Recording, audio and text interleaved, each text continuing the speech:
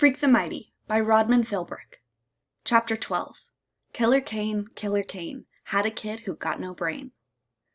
I feel real bad for Freak, because he hates it when people try to rub his head for luck, but I don't say a word. I just run us home, thumping the short way back around the pond, and my big feet never even trip me up, because I'm on automatic. I'm this running machine. Whoa, Freak says when we get to his house. Now that was an adventure, huh? An evil dude like Iggy Lee? We were lucky to get out of there alive. Freak goes, no way, that was all talk. Yeah, right. The real deal is that I was scared the whole time I was there, and so was Freak, even if he won't admit it now. That stuff about my father was true, Freak says, studying his fingernails and acting real cool again. The fair Gwen won't talk about it. All she says is, he made his decision and I made mine. But I know he ran away because of me. And you know what? What? Good riddance to bad rubbish. For some reason, that really gets me laughing. Something about the way he says it, or maybe it's all that nervous stuff left over from the New Testaments. Whatever, I'm rolling on the grounds like a moron, and Freak is strutting around and saying stuff like, Loretta, my queen, wouldst thou accept my hand in marriage? And, Sir Iggy, wouldst thou do us all a big favor and fall upon thy sword? And I'm laughing so hard I can hardly breathe. Everything is pretty much okay after that.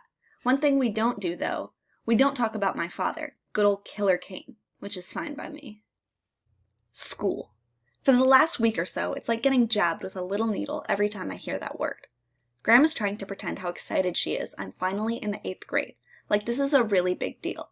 Which is a joke, because the only reason I got passed from 7th grade is because they figured this way the big butthead can be, quote, someone else's problem, thank God. We've had quite enough of Maxwell Kane, unquote. Graham takes me out to the mall to get new clothes, which is about as much fun as going to the dentist, except maybe worse, because at least at the dentist you're mostly just in a chair with the door closed, where at the mall with Graham it's like, hello world, here I am, take a good look. This girl at the shoe store, she's got this little smirk, and she goes, 13 triple E? Do they make shoes that big? And Graham goes, I'm quite sure they do, dear. You go ask the manager. And then she looks at me, and she goes, Maxwell, this is not major surgery, so will you please, as a special favor to me, wipe that wounded look off your face and try to be polite? Yeah, right. The manager, when he comes out with these Brand X running shoes, he wants to help me take off my old shoes, like he's pretty sure I can't do it by myself. But I give him this look, and he backs off and lets me do it myself. I wish you'd tie those laces, dear, Graham says when I'm squishing around in the new shoes. That's the fashion, the manager says with this heh laugh. Actually, they're designed that way. You don't need to lace up. Just to prove what a jerk he is, I tie up the laces, and that makes Graham happy. Which is funny sometimes, how little it takes to make her happy. Except you can't really figure out what until you've already done it. Does that make any sense? Finally, we escape from the mall, and I've got enough new clothes to last me, as Grim points out, a week or so. You could just keep letting down his cuffs, Grim says. Except they don't have cuffs now. What am I thinking? I think he looks quite handsome, Graham says. Maxwell, please turn around and keep your shirt tail tucked in. Leave him alone, Grim says. He's not a fashion model. I just can't get over it, Graham says. Our little Maxwell is growing up. Growing is right, Grim says. The boy is certainly growing. The deal is, Freak and I get to be in the same classes. He made the fair Gwen go in and see all these people at the school, because I wasn't supposed to be in the smart classes, no way. And finally, they all agreed it would be good for Freak, having someone to help him get around. Graham acts kind of worried about it, and she doesn't want to sign the papers, like she thinks the LD class has done me a lot of good or something, and being in the Junies class is just going to make me slower and dumber than ever. But one night, I come up the cellar stairs, real quiet, and Graham is saying, let's give it a try.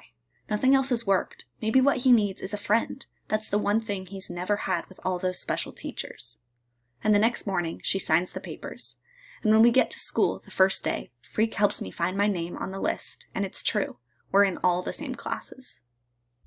At first, all the other kids are so into looking cool and acting cool and showing off their new outfits, they hardly notice us in the hall, Freak riding high on my shoulders, or the deal where his desk is always right next to mine.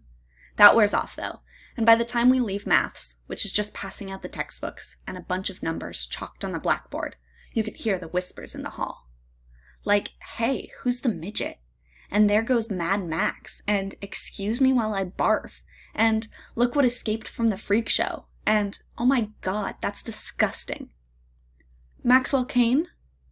This is from Mrs. Donnelly, the English teacher. She's new to the school, and when I nod and raise my pencil, she goes, Maxwell, will you please stand up and tell the class something about your summer?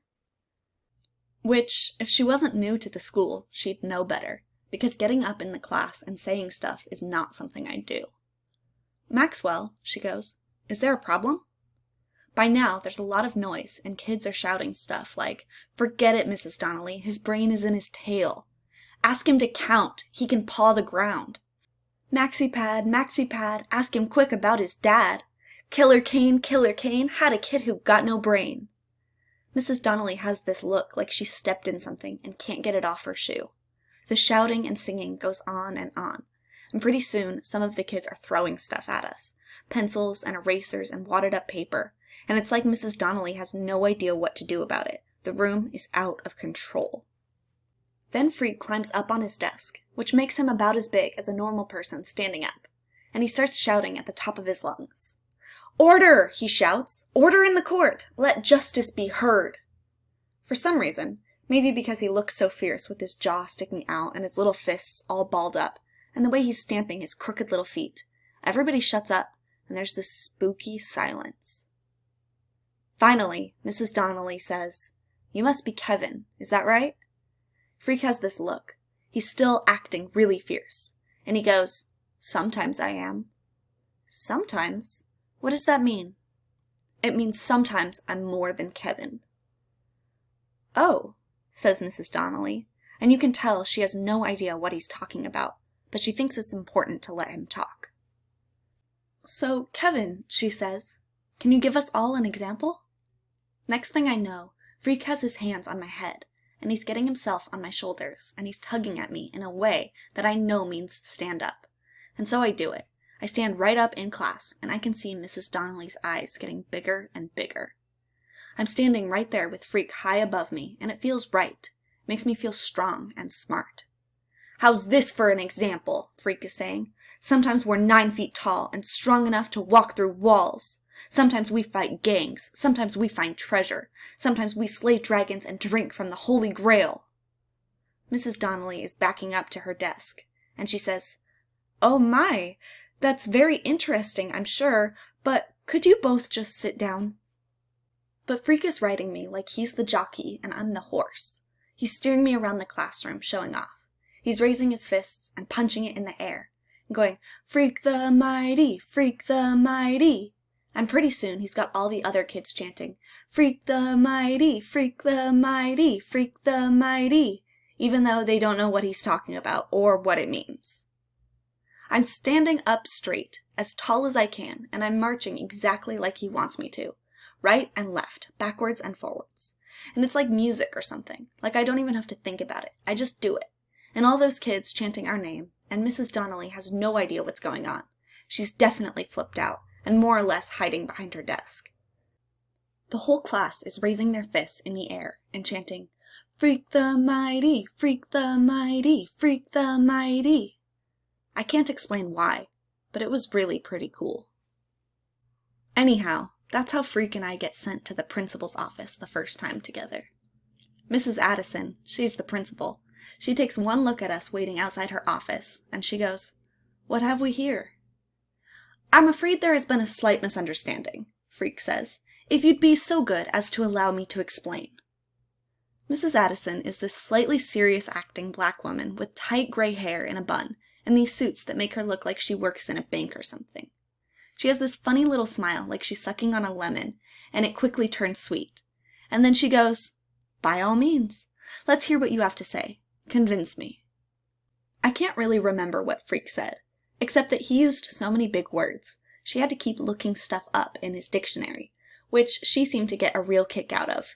But the important thing is, whatever Freak told her, she fell for it.